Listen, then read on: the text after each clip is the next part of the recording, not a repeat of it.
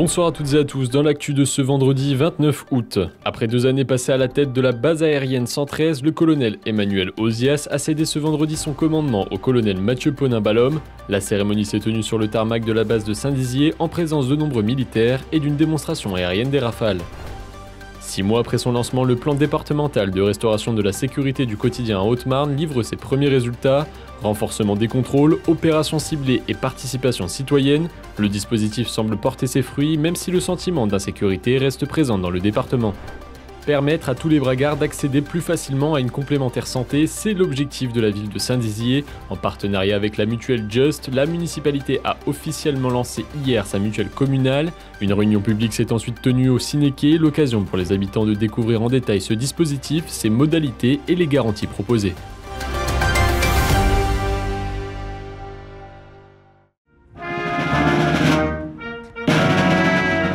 C'est un salut militaire qui officialise l'arrivée du colonel Mathieu Ponin-Ballaume à la tête de la base aérienne 113 de Saint-Dizier. Après 2 années de commandement, le colonel Emmanuel Ozias cède sa place. Pour son départ, la BA 113 a sorti les grands moyens, cortège militaire, exposition d'engins et démonstrations aériennes. Le tout devant une centaine de soldats rassemblés sur le tarmac. Son successeur, le colonel Ponin-Ballaume, est breveté pilote de chasse depuis 2004.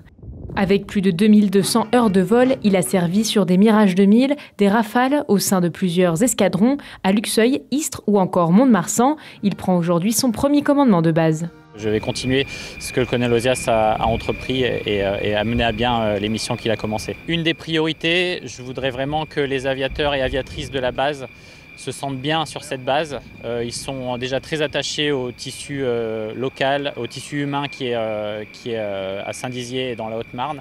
Passé par l'école de l'air, mais aussi l'école de guerre au Royaume-Uni, le militaire connaît aussi l'international. Il a également exercé à l'OTAN à Norfolk, aux États-Unis, après avoir occupé des postes stratégiques au sein des forces aériennes françaises. De son côté, le colonel Emmanuel Ozias prend lui la direction de Paris. Un pincement, émotion, c'est vrai qu'on passe de cette base magnifique au milieu de toute la Haute-Marne, super bien implantée, avec des personnels passionnés qui vivent la mission tous les jours, à très rapidement retrouver un travail de bureau à Paris. Bon, forcément ça fait un pincement et forcément quitter tous ces gens, c'est surtout quitter tous ces gens qui est un peu difficile.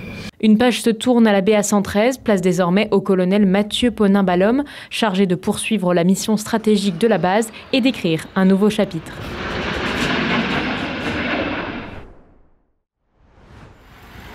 Depuis 6 mois, policiers, gendarmes et acteurs locaux sont mobilisés autour du plan de sécurité lancé par la préfecture de la Haute-Marne. Objectif, lutter plus efficacement contre la délinquance et réduire le sentiment d'insécurité des habitants. Les résultats sont visibles, 100% des points de deal identifiés ont été traités, entraînant l'incarcération de 11 trafiquants. Les opérations ciblées dans les quartiers prioritaires et le long des axes routiers ont permis une baisse de 26% des vols de fret. Enfin, les contrôles anti-stupéfiants ont doublé sur la voie publique. Les gares et les transports n'ont pas été oubliés, avec une hausse de 24% des contrôles menés en lien avec la SNCF et les douanes. Côté prévention, 27 nouvelles caméras de vidéoprotection ont été installées. Ça a d'abord été une méthode mise en place. Ce qu'il en ressort, c'est que cette méthode a été l'occasion de rassembler toutes les synergies.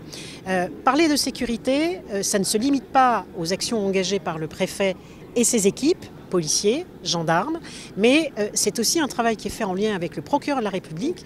Cette méthode, c'est une méthode coordonnée, c'est une méthode partagée. Les premiers résultats sont encourageants, les premiers résultats sont positifs. Nous allons continuer, nous allons renforcer notre action dans cette direction et faire un bilan intermédiaire, c'est faire le point avec nos concitoyens, mais c'est aussi inviter nos concitoyens à plus de prévention. La sécurité, c'est l'affaire de tous et nous avons besoin aussi de nos concitoyens. Et voici notre image du jour. Souvenez-vous, il y a quelques semaines, l'OFB annonçait avoir repéré 5 louveteaux. Surprise, ils sont en réalité 7.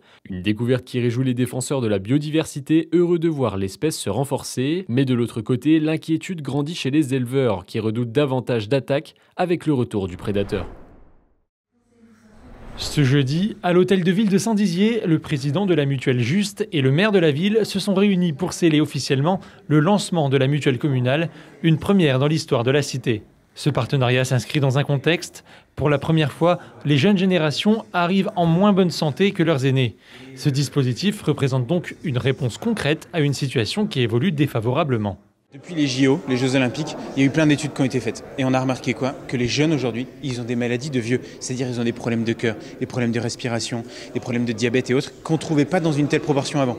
Mais il faut réagir.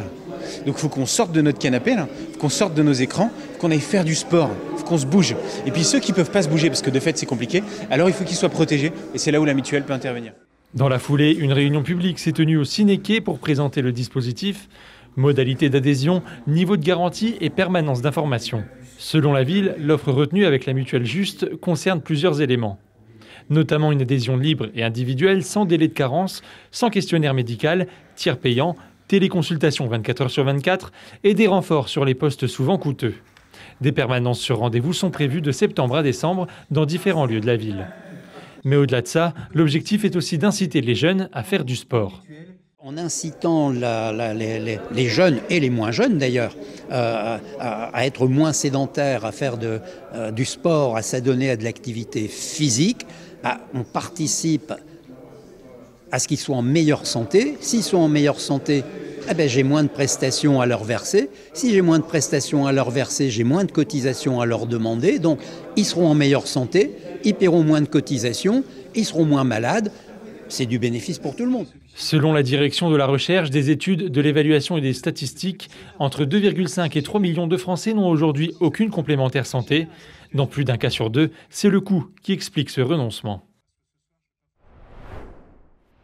C'est la fin de cette édition, merci de nous avoir suivis. Je vous laisse avec ces images à Joinville, dans l'ancien tribunal seigneurial du XVIe siècle, où près de 80 mannequins en costume plongent le visiteur au cœur de l'histoire. Le roi Saint-Louis, la pompe funèbre du duc de Guise, ou encore l'arrivée de Louis XIII entouré de ses mousquetaires et du cardinal de Richelieu.